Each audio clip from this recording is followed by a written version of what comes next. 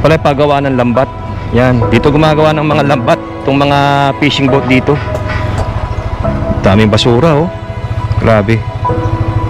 Ito, floodgate na to. Ayan, yan na yung pinaka-pumping station. Kayo din umuhuli niyan? Ay, hinahangon nyo lang, oh. Sa balot. Sa balot pa? Ano pala to? Kumbaga, landfill area pala to. Ito, namumulaklak pala siya. Ganito yung tsura niya. Yan, oh. Ito yung bulaklak ng tinatawag dito na dampalit.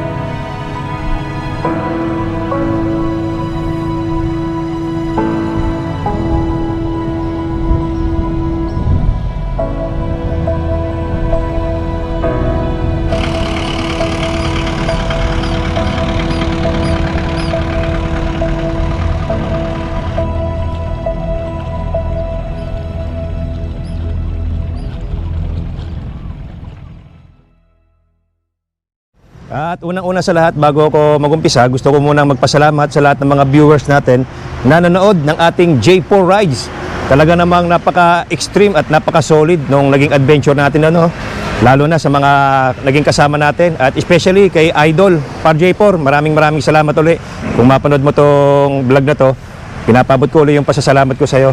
At sa mga iba nating mga brother, no? Sa Team Braveheart, tsaka sa ibang kasama natin doon sa adventure na yon. At ngayon, nandito tayo sa may Arkong Bato na makikita, na mapupuntahan dito sa Valenzuela City. Lumayo tayo ngayon at papasyal ko kayo ngayon dito sa bagong gawang pasyalan dito sa Valenzuela City. Ayan, dito, ito na yung baling Marcelo H. del Pilar Highway. Ito, itong daan na to. Ayan, sa likod ko, makikita ninyo yung pinaka-arko, no, ng Valenzuela City. At sa paglagpas ng arko na yan, yan na yung Malabon City.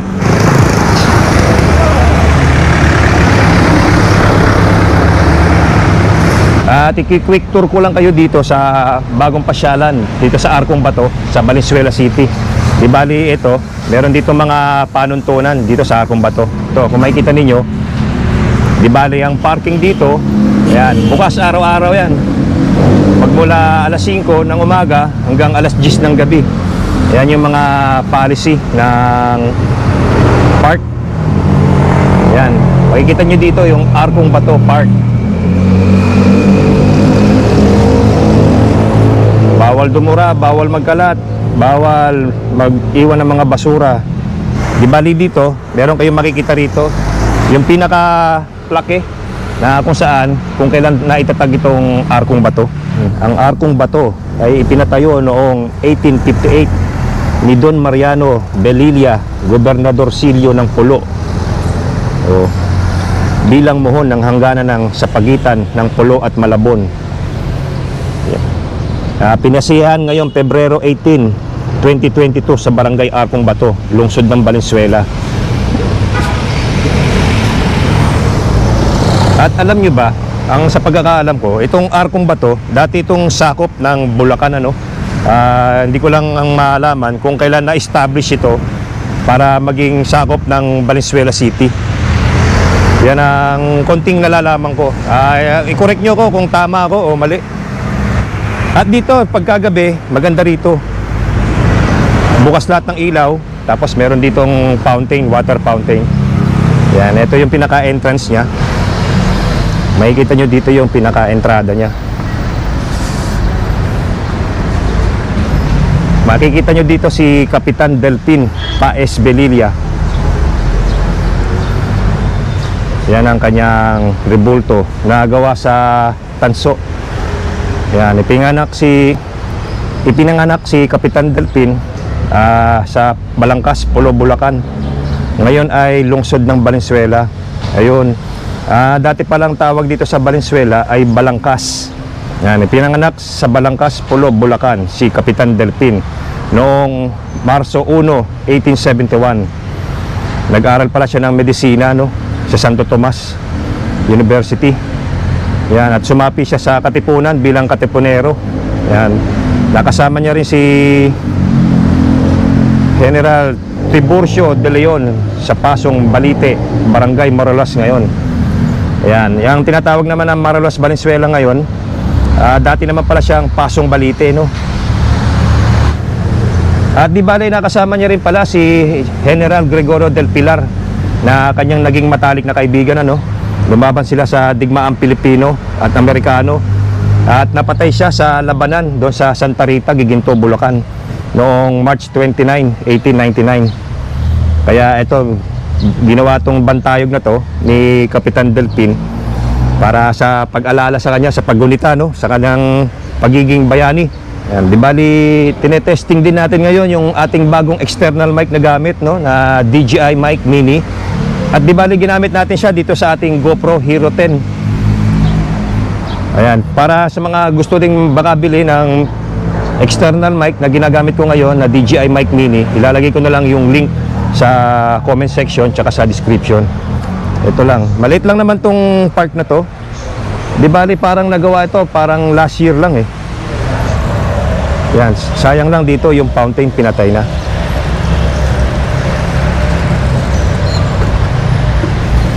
Ito yung pinaka fountain. Yan, di bali meron siyang ano rito, pailaw pagka gabi. May ilaw yan. Pinatay na nila eh. Ito ang itsura dito. Yan ang arkong bato.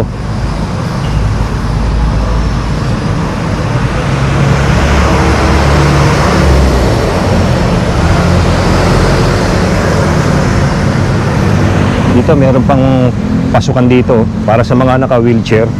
Meron siyang access. Ito oh. O, di ba? Para kahit yung mga PWD, pwede ritong mamasyal.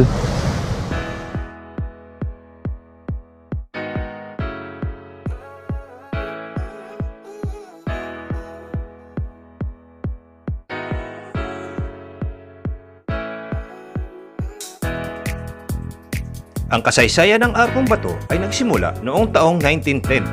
Itinayo ng mga Amerikano bilang hangganan ng lalawigan ng Rizal at Bulacan sa pagitan ng Malabon at Pulo na ngayon ay ang Valenzuela, na dati bahagi naman ng Rizal habang ang Pulo ay sa Bulacan.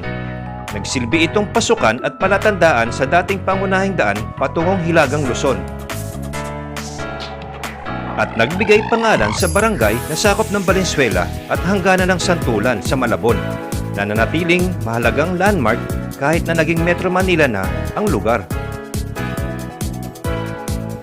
Nagsisilbi itong welcome gate sa pangunahing daan patungong Hilaga. Ito ay yari sa adobe kaya tinawag na arkong bato at nagbigay pangalan sa isang barangay sa Valenzuela.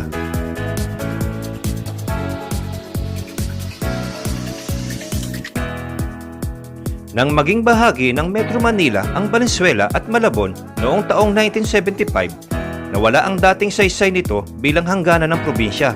Ngunit nanatili ito bilang isang lokal na bantayog at nagbibigay pangalan sa barangay Arkong Bato. Ito ay isang pinagmamalaking landmark ng Valenzuela City na nagpapaalala ng kasaysayan ng lugar bago pa man ito naging bahagi ng Kamaynilaan. At kahit hindi na ito ang pangunahing daan, mahalaga pa rin itong simbolo ng pagkakakilanlan ng barangay at ang lungsod ng Valenzuela City.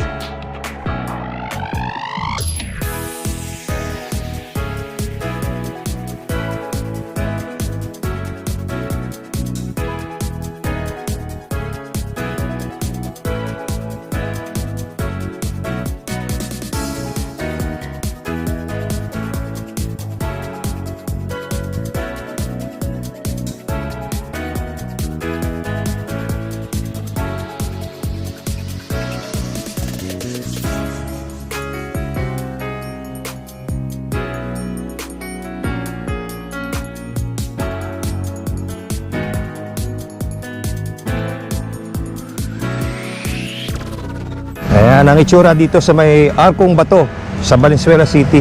At pagkatapos dito, pupunta tayo doon sa Dampalit, Malabon at i-update ko kayo kung ano na yung mga latest development o yung mga pagbabago doon sa Mega Dike. Yun ang susunod natin puntahan pagkatapos natin dito. Di bali dito lang tayo nagumpisa sa Arkong Bato. Ayan, sa Arkong Bato, pinaka-park. Alam ko nagkakaroon dito ng mga food stall sa gabi. Nakita ko kasi sa Facebook page may nag-post. May mga food stall din dito. May araw silang ginagawa yun, ano. Hindi ko lang tiyak kung tuwing gabi o kung araw-araw.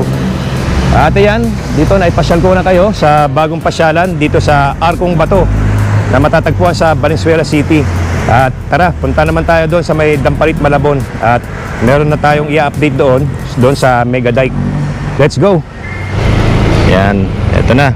Paalam tayo dyan sa Arkong Bato Park.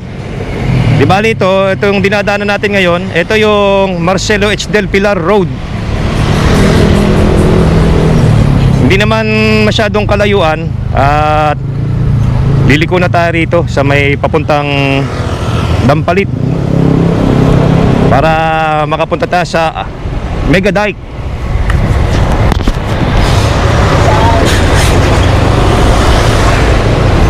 Yan, sana naririnig ninyo yung audio, no? Para maliwanag yung boses natin. Sa gamit natin yung ating bagong DJI mic mini. External mic.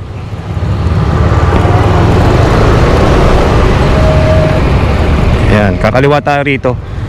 Yan, pag dumiretso kayo dyan, ayan na yung papuntang pinaka bayan ng Valenzuela sa palengke.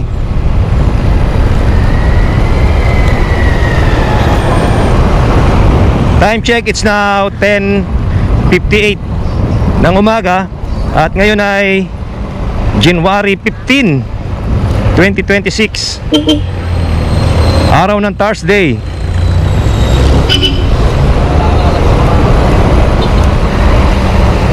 Ang daming ano rito, ang daming paleta. Yan, nakakabili ng mga paleta.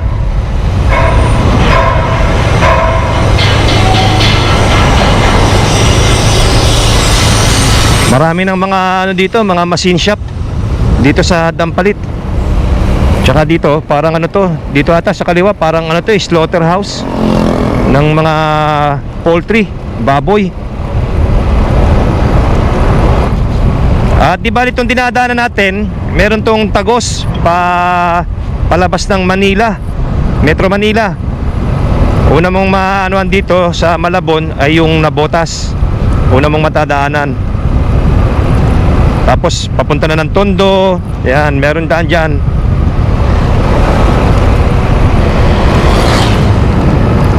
Yun, dito. Yun na, nakikita ko na doon yung Mega Dike. Ito, ano to, flood control ito eh, flood gate. Yan, welcome to Malabon, Dampalit.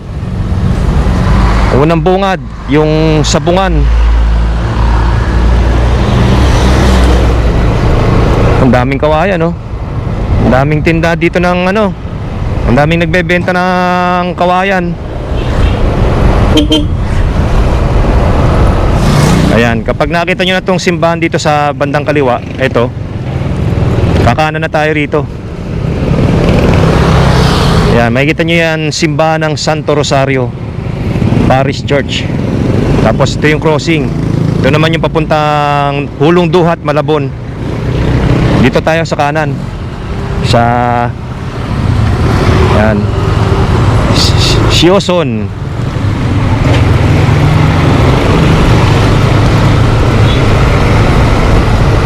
Hindi ko lang alam kung nagpapadaan pa rin dito sa may lumang ano, gate.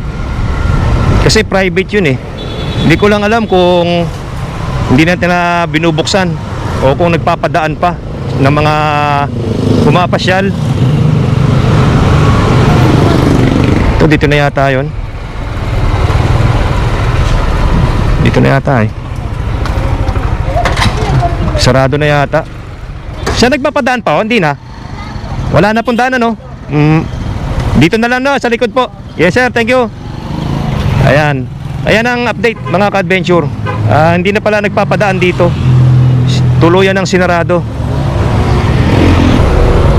Kasi ang issue nun, yung daan doon ay nakakuan sa private property. Kaya hindi pa yata nabibili. Ito, kakanan tayo rito. Yan, makikita nyo rito itong tindahan dito ng karinderya. Yan, pasok lang.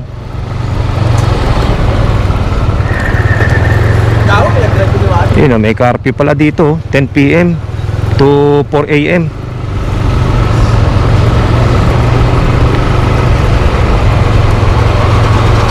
Di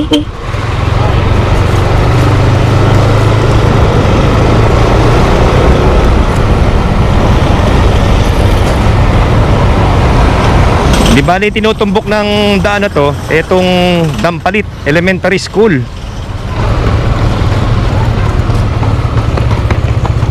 Yan, dito dapat kumanan tayo. Pag nakita nyo yung elementary school, kakanan. Medyo hindi maganda ang panahon. Magmula pag-alis ko ng Pampanga, makulimlim. Ayan, oh. Oo. Wow. Dapat dito may daan pa eh. Natatapatan pa rin dito ng private property. May lupa pa na hindi pa nababayaran ni siguro. Ang gara ng kondisyon ng ilog, oh. Daming basura. Ayan, ito ang itsura dito. Ang daming isda. Doon ang daming isda, oh. Ito ilog na to. Tapos doon naman sa kabila, yan may pilapil na yan, palaisdaan na yan. Diretso pa tayo.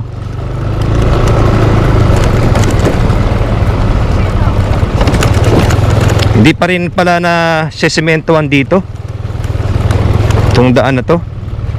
Kaya pag mulan dito, pahirapan na naman. Migsi lang naman tong na to eh, tong off-road na to. Siguro mga 300 meters lang. Ayan ang mga ibang residente rito na nakatira sa tabi ng daan. Ayan, oh. Diba?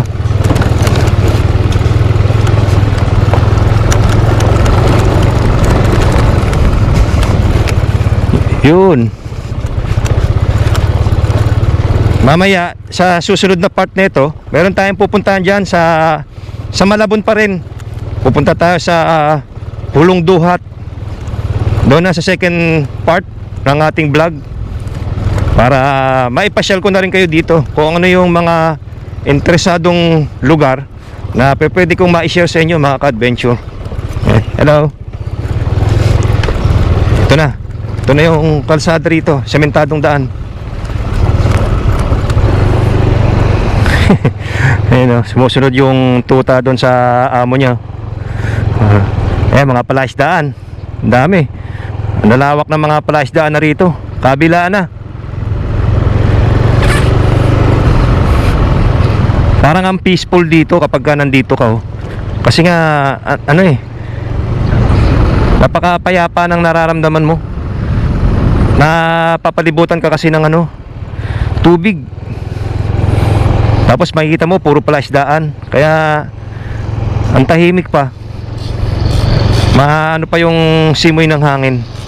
Ito may gumagawa ng fiberglass na bangka.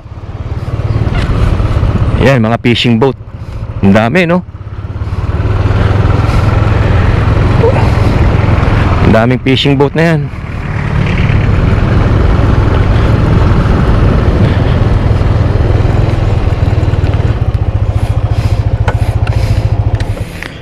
Ayan, no? Nakikita nyo ba yung mga kabahayan na yan? Napakarami na, no? Halos mga nagsisiksika na sa tabing ilog. Napakarami na ng populasyon dito talaga sa Metro Manila. Kaya yung ibang mga tiga Manila lumuluwas na. Pupunta na sa malalayo, sa mga bandang north tsaka south. Dito daming, dito pala pagawa ng lambat. Yan, dito gumagawa ng mga lambat itong mga fishing boat dito. Ito iba rito na under maintenance, oh. Ito mukhang na, hindi na yata to napapakinabangan. Sira na yung sira na yung katig. Wala na to, gawa sa bakal kasi tinutubuan ng taliptip. Ang Ang laking fishing boat yan. Ganyan yung mga sinaunang fishing boat na design.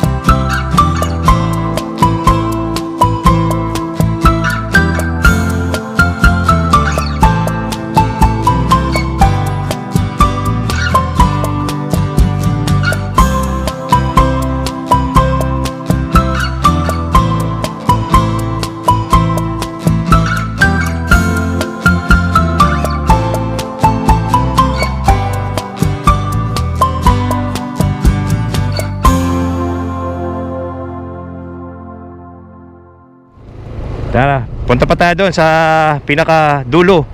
Di bali hindi na tayo ikot ano? Pupunta na lang tayo doon sa pinaka bandang gitna para ma-i-update ko lang kayo.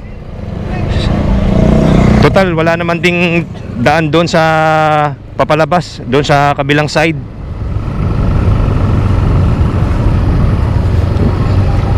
Ito dito, mga gagawa sila ng ano, lambat.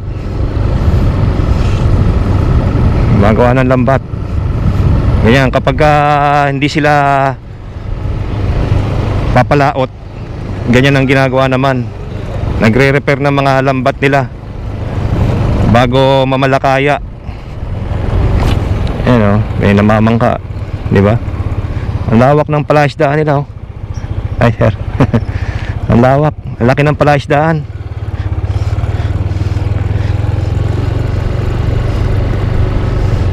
Ayun, dito nadurog na yung daan dito.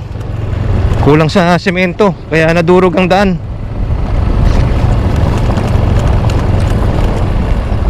Marami pa rin nagpupunta rito kasi ano to eh, ginagawang pasyalan, lalo na ng mga taga Valenzuela, Malabon, Navotas. Dito nagbabike, lalo na kapag weekend. Napakaraming pumupunta rito, nagja-jogging, nagwo-walking. Doon pala sa kabila, may nagawa na palang ano doon, dike. Ayan oh, sementado na oh. Nagawa ng dike. Ilog na kasi ito eh.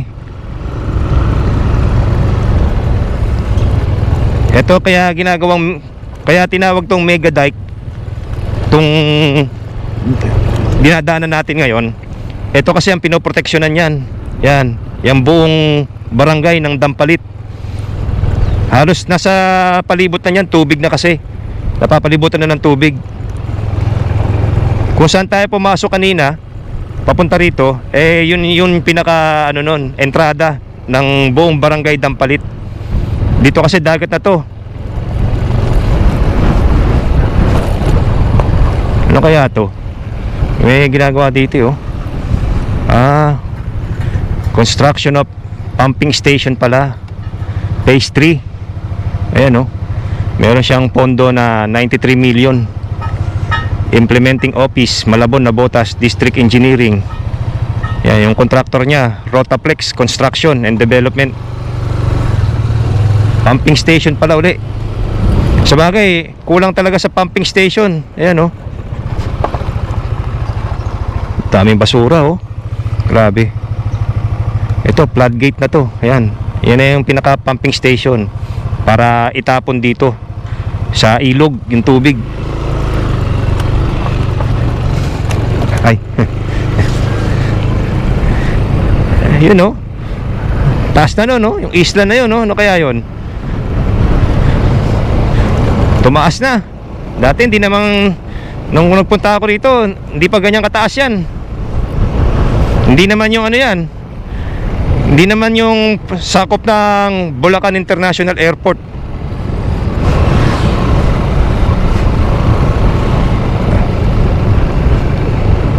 May mga street light naman, oh. Ayan, solar lights. Makikita ninyo. Ito yung palatandaan na dati merong bahay dyan. Yan.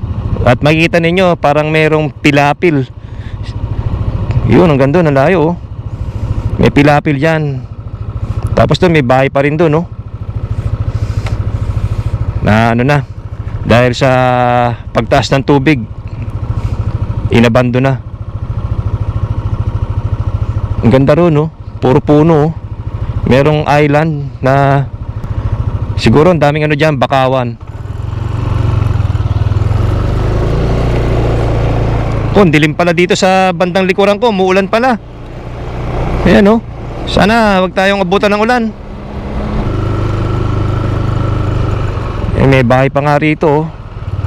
Nakatayo na lang sa kawayan, eh, oh. Diba? Libre pa bahay. Diskarte na lang talaga. Tayo ka na lang ng bahay mo sa ilog. Putol ang daan. Low tide pala, eh. Low tide ngayon. Kasi dito mababa, oh. May mga batang naliligo nga, eh. Ayan, oh. Diba? Uy. Ayan, oh. Uy, nag-iihaw pa sila. Yan ang itsura dito, mga ka-adventure, oh. Kita nyo naman, oh. Talagang parang pares dun sa pinuntahan natin sa Obando. Yung in-update natin na tulay sa Tawiran, sa may Barangay Taliptip. Ayan, siya nga pala, doon sa mga nanood ng nakaraang video ko sa may Barangay Taliptip, kung ano yung video ni Kuya, merong mga nagko-comment, dapat daw pinakita ko yung mukha ni Kuya. Kasi kinausap ko naman yung lalaki doon. Sabi ko, hindi ko na isasama yung ibang masisela na pinag-usapan namin. Tsaka hindi ko sinasadya talagang ipakita yung mukha nila para sa kanilang protection na rin, ano. Kahit na ganun yung ginawa nila sa akin, eh kaya ko pa rin silang irespeto. Kahit ako hindi nila ako nirespeto, sila nirerespeto ko sila. Uy, may nagkaano pala dito, oh. Pinapatuyo ni sir. Oh. Nabasa? Ay, nabasa po. Ay, kaya pala, sayang. Puno ng ano? Nahulog sa motor. Ay, kaya May ano, tubig doon sa may kuan. dapat to ibebenta nyo na. Nahulog pa. Eh, doble tuloy ang trabaho. Dapat pera na ngayon yan. Pinapatuyo ko lang. Oo. Kayo din umuhuli niyan. Ay, hindi. Ay, hinahangon nyo lang, oh. Sa balot. Sa balot pa? Ang layo pa? Doon. Oo. Doon ko pinili. Balot sa may tondo at ano? Oo. Tondo. Magkano ngayong kilo ng tuyo? Ay, ganito. Ano lang to? 200. Ay, ang isang box na yan. Hindi, 1 kilo. Isang kilo, 200. Mas mura pa pala. Yung hindi, may ano nito, yung puting-puti. Oh. Bago talaga. Oo. Ito, ano na to eh. Storage. Storage na. Yung puti, magandang klase, no? Oo. Dito, na-stock na to sa storage. Sayang, oh. Sana pera na to ngayon, oh. Ang dami pa naman binilad ni sir. Ayun, oh. Dami, oh. Dami to. Oh, ilang kauno yan. Sayang. Kuan to? Isang kahon lang to, pero 20 kilos ang laman nito. Ang dami. Oh. Isang box pala niyan, 20 kilos. Oo. Sa isang kilo, 200. Eh di, isipin nyo yun, no? Kung gano'n nalugi si sir. Eh, ilang araw ulit yan pagka pinatuyo ninyo. Mga... Pag uminit sana to ngayon, ay umuulan, no? Oo, eh. Pag natuyo ngayon yan, pwede nang ibenta sa Makalawa. Oo. Ano? Ang problema, masungit ang panahon ngayon. Kung aaraw yan, matutuyo agad. Parang hindi yata. Oo, yan. Ulan na ito, eh. Ulan na yan. Diba, na ko mga... Akala ko, pwede na ang bumili. Bibili sana ako kahit na kalating kilo lang, eh. Wala, hindi. Oo, natuyo. Di po pwede dito pag ano to, kailangan ibilad talaga. Oo, baka Makati pag ano, no? Oo, hindi naman Makati, ano siya, Mag-aamag, ano? aamag. Mag-aamagin pag kasi i-stock nyo pa yan, eh. kailangan talaga yung tuyong-tuyo. Oo. Yan, may mga ibang tumatambay din, oh. Ito. Tara, ikot ko pa kayo. Doon, punta pa tayo doon. Ayan, di bali to. Ano pala to? Kumbaga, landfill area pala to. Landfill area, mga ka-adventure.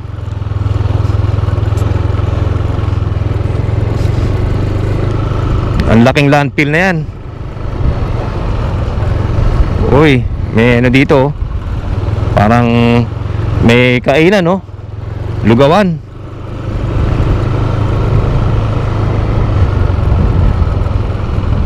Oh, yun, no? May ginagawa doon, no?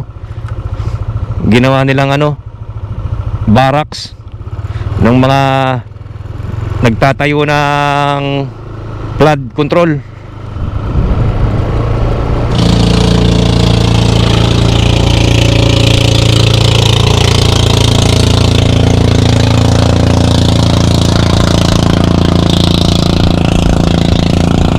Ang dilim na doon, no? Grabe yung nakikita nyo, ano na yan, ulap, no? Muulan na doon sa Manila. Ayun.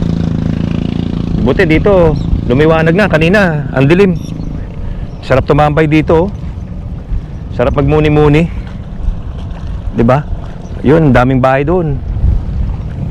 Doon tayo galing kanina. Doon, yun pinanggalingan natin. Bali, nandito na tayo ngayon sa pinakagitna ng Mega Dike. Doon na naman yung pakabila, pa-exit, papalabas sa kabilang side. Kaya lang, hindi na tayo dediretso doon. Wala naman kasing ano, hindi na nagpapadaan yung may-ari doon, ano. Yan. Oh. Meron palang ano rito, may ginawa silang pang protection dito para hindi gumuho itong ano, pinaka Mega Dike. Bukod pa tong ginawa nila dito, parang pinaka breakwater na. Tapos dito na. Ito na yung ilog. Yan, yung ilog.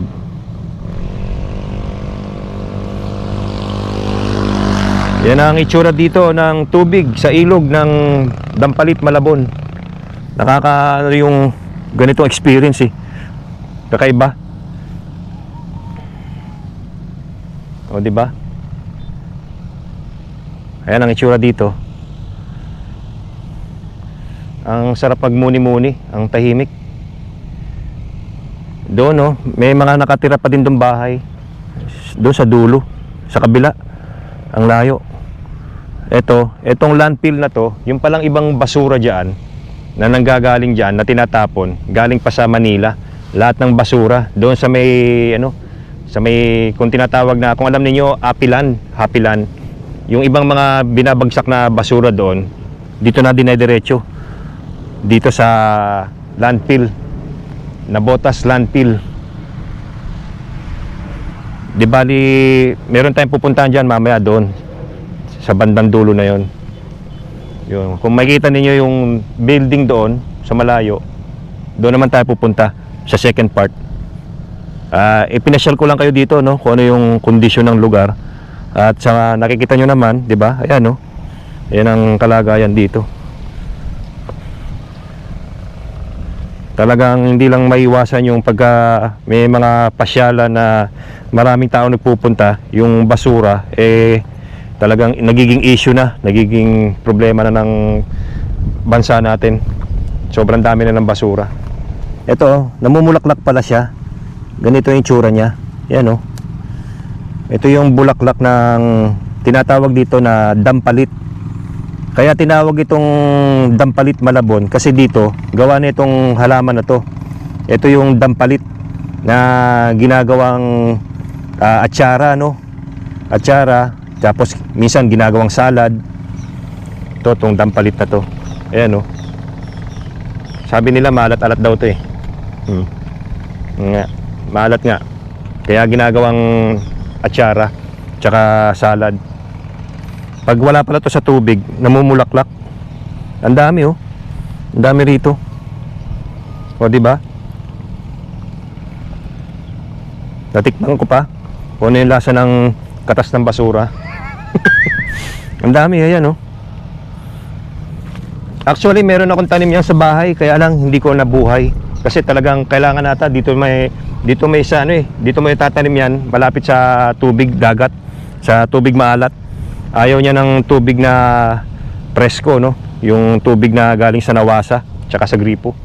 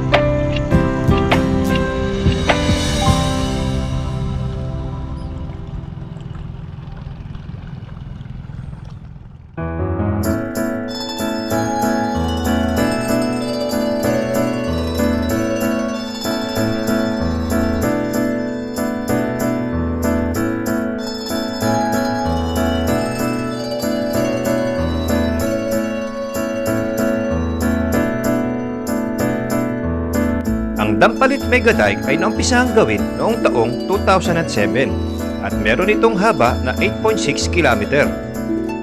At ito ay itinayo para protektahan ang mga komunidad mula sa matinding pagbaha dahil sa pag-apaw ng ilog at high tide dahil ang lugar ay mababa sa sea level. Nagsisilbi itong mahalagang depensa para sa mga taga-Malabon sa mga isyu sa tubig na matagal ng problema.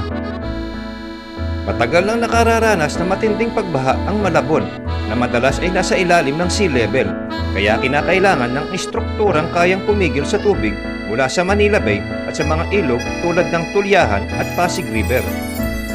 Ito ay nagsisilbing lifeline o buhay ng mga taga-Malabon. Hinaharangan ng pagpasok ng tubig dagat at ilog para maprotektahan ang mga bahay at kabuhayan ng mga residente, lalo na sa mga barangay tulad ng Dampalit, Pulong Duhat at Nickelville.